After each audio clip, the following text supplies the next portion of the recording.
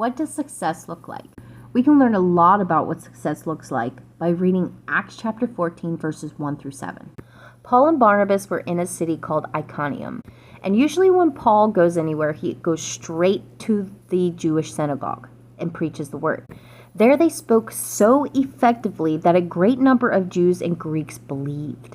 But the Jews who refused to believe stirred up the other Gentiles and poisoned their minds against Paul and Barnabas. So what did Paul and Barnabas do? Paul and Barnabas did what Paul and Barnabas does. They spent a lot of considerable time there and continued to preach boldly for the Lord, who confirmed the message of his grace by enabling them to perform signs and wonders. The people of the city were divided. Some sided with the Jews and some sided with the apostles. There was even a plot afoot among both Gentiles and Jews together with their leaders to mistreat them and stone them. Paul and Barnabas found out about it and fled to a few cities that was of Lystra and the surrounding country, where they continued to preach the gospel. Now, when you hear the story, you're kind of thinking, oh, okay, well, that doesn't sound very successful.